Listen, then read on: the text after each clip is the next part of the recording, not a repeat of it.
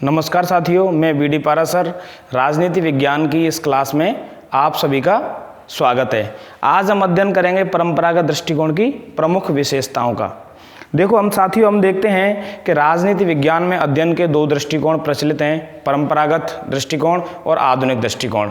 जहां परंपरागत दृष्टिकोण राजनीति विज्ञान के अध्ययन के अंतर्गत राज्य एवं सरकार के कानूनी, औपचारिक एवं संस्थागत अध्ययन पर बल देता है, वहीं आधुनिक दृष्टिकोण प्रक्रिया के अध्ययन पर बल देता है, तमाम नई अवधारणाओं के अध्ययन पर बल देता है, नई अध्ययन पद्धतियों पर बल देता है। हम बात करते हैं परंपरागत दृष्टिकोण की। परंपरागत दृष्टिकोण के जो प्रमुख समर्थक विचारक हैं, उनके अध्ययन में देखा गया, उनके निष्कर्षों में देखा गया कि एक तरह से वो आदर्शात्मक एवं कल्पनावादी उनके अध्ययन रहे। चाहे हम बात करें प्लेटो की, प्लेटो ने एक आदर्श राज्य की अवधारणा दी। उनकी प्रमुख पुस्तक रिपब्लिक में उन्होंने आदर्श राज्य के अंतर्गत एक दार्शनिक राजा का सिद्धांत प्रस्तुत किया था। उसमें उन्होंने बताया था कि दार्शनिक राजा किस प्रकार का होना चाहिए। तर्क एवं कल्पना पर आधारित इन आदर्शवादी पद्धतियों के अंतर्गत क्या होना चाहिए पर विशेष रूप से बल दिया गया। इन अध्ययनों में एक तरह से हमने देखा कि इनमें निगमनात्मक, वर्णनात्मक, ऐतिहासिक एवं तुलनात्मक अध्ययन पद्धतियों पर विशेष रूप से बल दिया गया। इनमें प्रमुख इसके समर्थक विचारक हैं, उनमें हम कह सकते हैं प्लेटो, सिसरो ने रोमन साम्राज्य के युग में एक प्राकृतिक कानून की अवधारणा प्रस्तुत की। हम बात करते हैं सेंट ऑगस्टाइन की। इन्होंने अपनी पुस्तक द सिटी ऑफ गॉड में ईश्वरीय राज्य की प्रस्तावना किस प्रकार होगी या राज्य को किस प्रकार ईश्वरीय माना जाएगा, इस धारणा को प्रस्तुत किया। क्योंकि मध्य युग के जो ज़्यादातर लेखक हैं, मध्य युग के ज़्यादातर विचारक हैं, उन्होंने ईश्वरीय राज्य की पुष्टि के लिए अपने चिंतन में ईश्वरीय राज्य की पुष्टि पर बल दिया। हम बात करते हैं एक्विनास की।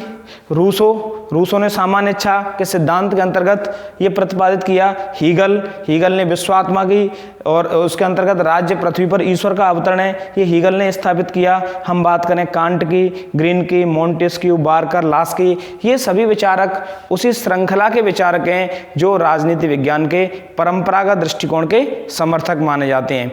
इनके चिंतन में हमें कहीं ना कहीं तर्क एवं कल्पना पर आधारित एक ऐसी पद्धति दिखाई देती है जो परंपरागत अध्ययन पद्धति में आती है।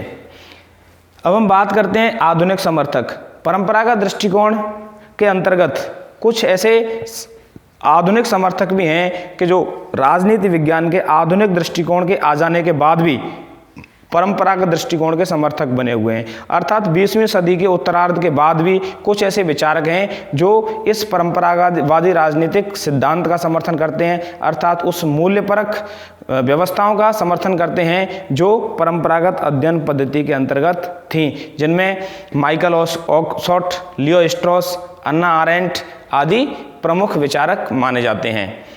देखो साथियों, हम बात करते हैं राजनीतिक चिंतन में सिद्धांतों के निर्माण की, तो परंपरागत राजनीतिक पद्धतियों के अंतर्गत सिद्धांतों में मूल्यों पर अत्यधिक बल दिया गया। वहीं हम देखते हैं आधुनिक पद्धतियों में तथ्यों पर ज़्यादा बल दिया गया। हम इसकी विशेषताओं की बात करें तो परंपरागत दृष्टिकोण की प्रथम विशेषता के रूप में हम ले सकते हैं तर्क व कल्पना पर आधारित आदर्शवादी अध्ययन। हम ये देखते हैं कि प्लेटो की जो रिपब्लिक पुस्तक है, प्लेटो की अमर रचना मानी जाती है।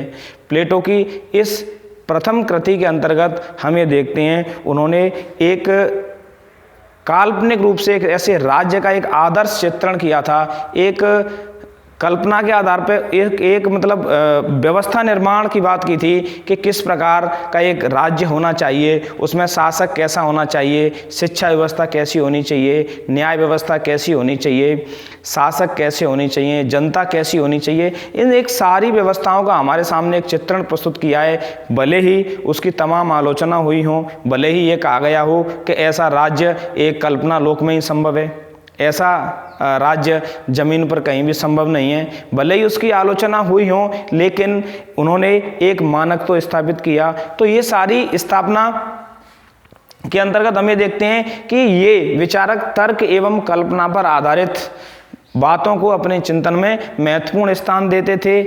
चाहे हम बात करें रूसों की सामान्य इच्छा की, रूसों की सामान्य इच्छा के अंतर्गत भी ये तय किया गया कि सामान्य इच्छा सभी की इच्छा होगी, सामान्य इच्छा सभी के लिए बड़ी महत्वपूर्ण होगी। लेकिन सामान्य इच्छा कैसे निर्धारित की जाएगी, इसमें तमाम भ्रांतियां भले ही बनी रही हों, लेकिन ये एक आदर्श की प्रस्थापना थी। दूसरे बिंदु के रूप में हम देखते हैं नैतिकता व राजनीतिक मूल्यों पर विशेष बल। देखो साथियों, ये देखा गया कि परंपरागत अध्ययन पद्धतियों के अंतर्गत मूल्य एवं नैतिकता पर बहुत ज़्यादा बल दिया गया। जिस प्रकार आधुनिक अध्ययन पद्धतियों में तथ्यों पर बल दिया गया, परंपरागत अध्ययन पद्धतियों के अंतर्गत उसी प्रकार मूल्यों पर बल दिया गया।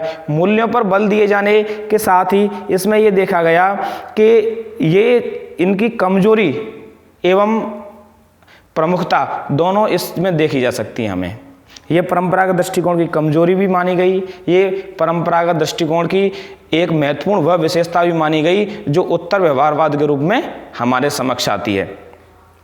देखो, राजनीतिक मूल्यों के रूप में स्वतंत्रता, समानता, भाईचारा, बंधुत्व, ये सारी प्रमुख राजनीतिक मूल्य कहे जाते हैं। इन राजनीतिक मूल्यों की प्रस्तावना के लिए हम ये देख सकते हैं कि इन मूल्यों पर बहुत ज़्यादा बल दिया गया। एक तरह से हम ये कह सकते हैं कि परंपरागत जो अध्ययन थे, परंपरागत अध्ययन व्यक्तिनिष्ठ अध्ययन थे, वो वस्तुनिष्ठ अध्ययन नहीं थे। ये इस वजह से परंपरावादियों को आगे चल के आलोचना का शिकार होना पड़ा जब आधुनिक दृष्टिकोण आया था। तीसरी विशेषता के रूप में हम देखते हैं कानूनी, औपचारिक, संस्थागत अध्ययनों की प्रमुखता। हम ये देखते हैं कि एक तरह से इनके अंतर्गत जो अध्ययन किए गए वो कानूनी, औपचारिक एवं संस्थागत अध्ययन थे। संविधान के अंतर्गत जो संस्थाएं थीं, उन संस्थाओं को अध्ययन का आधार बनाया गया। विधायिका, कार्यपालिका, न्यायपालिका, इनको अध्ययन का आधार बनाया गया। लेकिन इसमें प्रक्रियात्मक अध्ययन शामिल नहीं किया गया। इसमें ये नहीं देखा गया कि इन संस्थाओं में कार्य करने वाले व्यक्ति एवं उन व्यक्तियों के व्यवहार को प्रभावित करने वाले गैर राजनीतिक कर्ता, उनको भी हम अध्ययन में शामिल करें। अतः इसकी आलोचना की गई। अगला हम देखते हैं प्रधानतः संकुचित अध्ययन। हमें देखते हैं कि परंपरावादी जो अध्ययन उपागम था, इसके अंतर्गत एक तरह से हमें कह सकते हैं अमेरिकी एवं पश्चिमी यूरोप के देशों का अध्ययन किया गया। जो विकसित देश थे, जो दुनिया के प्रमुख देश थे, उन्हीं का अध्ययन किया गया। इसमें उन देशों का अध्ययन नहीं किया गया जो एशिया, अफ्रीका एवं लैटिन अमेरिका के देश थे, जिन देशों में तमाम ऐसे परिवर्तन हो रहे थे कि वहाँ अध्ययन किया जाना बहुत ज़्यादा जरूरी था। उन देशों में गरीबी थी, उन देशों में लोकतंत्र की हत्याएँ हो रही थीं, उन देशों में लोकतंत्र लड़खड़ा रहा था, वहाँ राजनीतिक व्यवस्था सही ढंग से काम नहीं कर रही थी। तो उन तमाम देशों को अध्ययन से दूर रखा गया। उन तमाम देशों की समस्याओं के समाधान प्रस्तुत नहीं किए गए, जो एक तरह से जहां मानवता बड़े संकट से जूझ रही थी। तब ये प्रश्न पैदा होता है कि परंपरागत राजनीति उपागम उन समस्याओं को दूर नहीं कर सका जो एक शाश्वत प्रश्न थे उस समय के। अब हम बात करते हैं चिंतन में व्यक्तिनिष्ठता की प्रधानता। हम ये देखते हैं कि परंपरागत राजनीतिक चिंतन के अंतर्गत हमें व्यक्तिनिष्ठ तत्व की प्रधानता दिखाई देती है। हमें ये चिंतन वस्तुनिष्ठ दिखाई देता है। ये देखा गया इसके अंतर्गत कि जिस काल में जिस विचार की प्रमुखता थी, ज़्यादातर लेखकों ने, ज़्यादातर चिंतकों ने उसी के ऊपर कार्य करने लग गए। हम ये देखते हैं कि यूनानी राजनीतिक चिंतन के दौरान ज़्यादातर विचारक एक नैतिक राज्य, नैतिक व्यक्ति, नैतिक जीवन, इसकी कल्पना को लेके अपने चिंतन में प्रयास करते रहे। हम ये देखते हैं कि मध्य युग के ज़्यादातर चिंतक अपने चिंतन में ईश्वरीय राज्य की स्थापना पर बल देते रहे कि किस प्रकार ईश्वरीय राज्य की पुष्टि की जाए, किस प्रकार ये तय किया जाए कि राज्य एक तरह से ईश्वर का ही रूप है और जो राजा है वो ईश्वर का प्रतिनिधि है। ज़्यादातर विचारक इसी ओर कार्य करते रहे। तो हमें देखते हैं कि इसमें व्यक्तिनिष्ठता की प्रधानता रही है। इसमें ऐसा नहीं रहा है कि प्रत्येक जो लेखक है, प्रत्येक चिंतक है, वो एक निष्पक्ष तरीके से, वस्तुनिष्ठ तरीके से अपने अध्ययन को अनुभवात्मक एवं यथार्थवादी बना सके। ये हमें यहाँ दिखाई नहीं दिया है। अगले बिंदु के रूप में हम बात करते हैं अपरिष्कृत अध्ययन पद्धतियाँ। परंपरागत दृष्टिकोण की जो अध्ययन पद्धतियां थीं वो एक तरह से वैज्ञानिक नहीं थीं, अपरिष्कृत थीं। जैसे हम बात करें निगमनात्मक अध्ययन पद्धति की, तो निगमनात्मक अध्ययन पद्धति, दर्शनात्मक अध्ययन पद्धति, ऐतिहासिक अध्ययन पद्धति, वर्णनात्मक अध्ययन पद्धति, इन सारी विधिक अध्ययन पद्धति इन्होंने अपने चिंतन में प्रयोग किया था। इन्होंने वैज्ञानिक अध्ययन पद्धतियों का प्रयोग नहीं किया था, जो मापन, प्रयोग, परीक्षण, पर्यवेक्षण इन पर बल देती हैं। इसी तरह से हम कह सकते हैं कि इनकी जो अध्ययन पद्धतियां थीं वो एक तरह से संकुचित थीं। इनकी अध्ययन पद्धतियां एक तरह से अवैज्ञानिक थीं। इनकी अध्ययन पद्धतियां एक तरह से मूल्यपरक थीं। इन्होंने तथ्यपरक, अनुभवात्मक, प्रयोगात्मक अध्ययन पद्धतियों पर बल नहीं दिया।